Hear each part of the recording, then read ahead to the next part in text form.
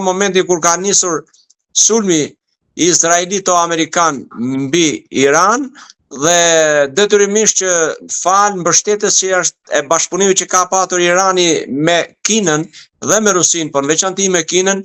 ja ka dalë që të jetë ndryshe reagimi nga ç'ishte në qershorin e vitit të kaluar në luftën 12 ditore mes Izraelit dhe Iranit, por edhe në goditjen që bëri Amerikani, kryesisht në këto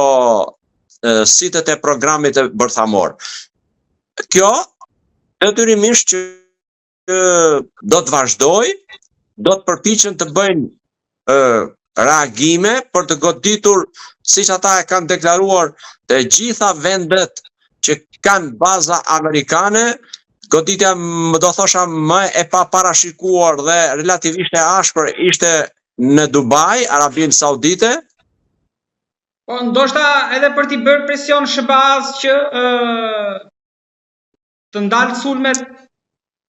Normalisht që çdo vend kur vihet në kërcënim e në rrezik do të përdorë të gjitha format dhe metodat e mundshme dhe kapacitetet që ka në dispozicion. Në këtë kuadër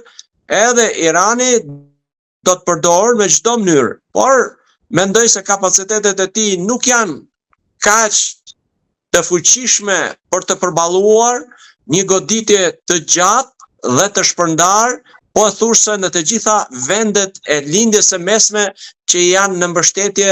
të masave dhe të reagimit izraelito-amerikan. Kështu që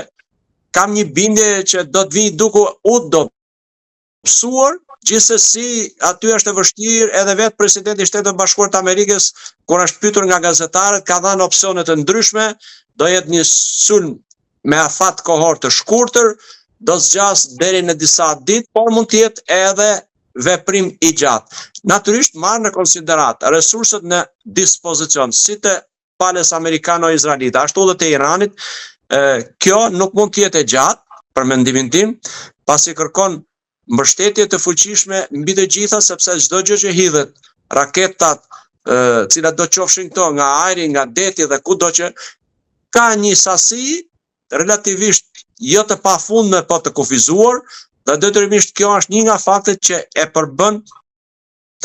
atë pjesën që do të jetë relativisht i kufizuar, do thosha unë, në javë. Natyrisht në ditë nuk besoj se do të mbyllet, por në javë, dhe ky presion do të vijë duke ushtuar për të imponuar palën iraniane për të ulur në tavolinën e bisedimeve,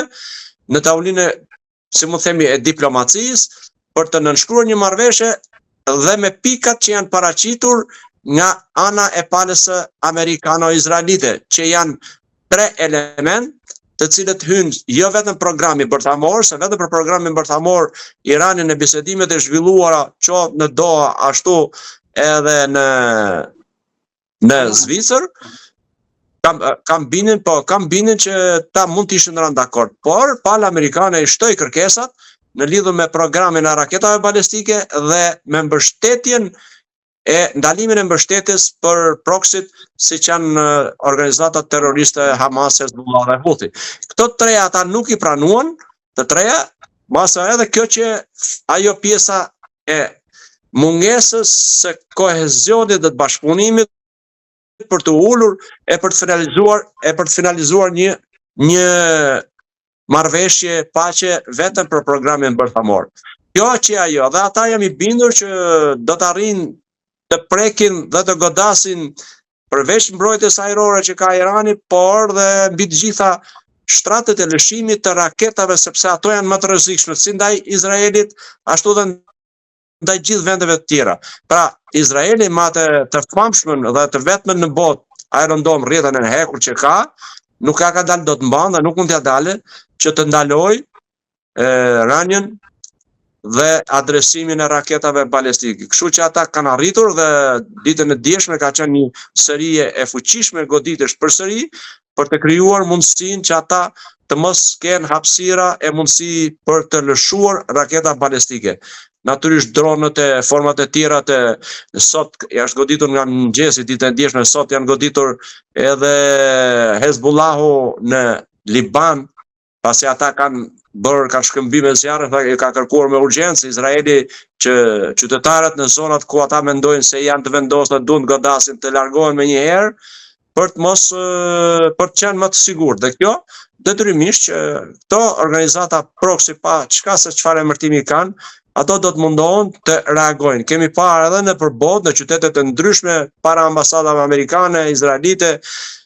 por dhe atyre iraniane, që kanë qenë edhe ata që kanë festuar, por kanë qenë edhe ata që cilët kanë protestuar dhe kanë goditur.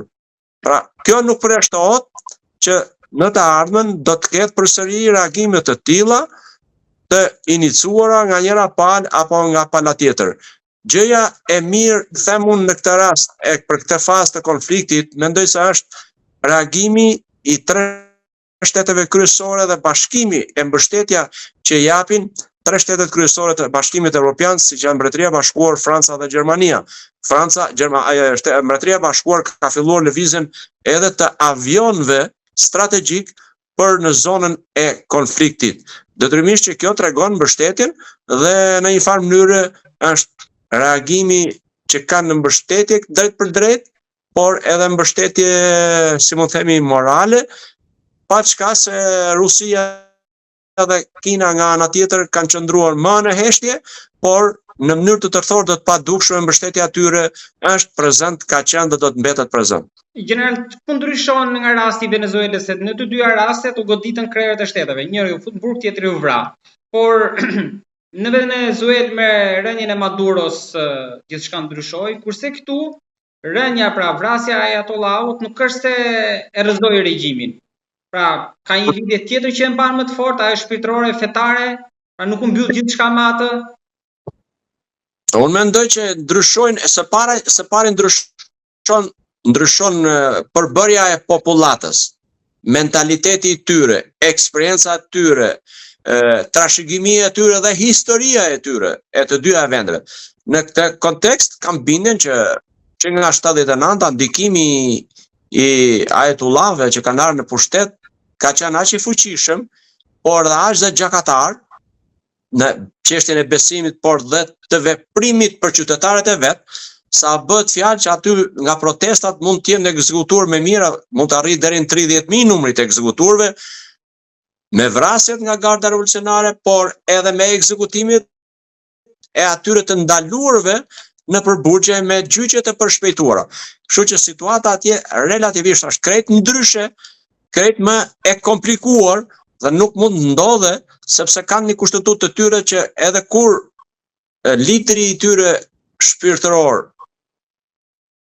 shkon në mënyrë normale nga kjo botë, ose ekzekutohet siç ndodhi me Ayatollah Khamenei, kanë në mënyrën e drejtimit të shtetit dhe të krijimit të atij bordit vogël prej 3 vetash, ku brenda 2 ditëve pavarësisht ata janë në zi kombëtare për 40 ditë, të mund të zgjedhin liderin dhe trashëguesin e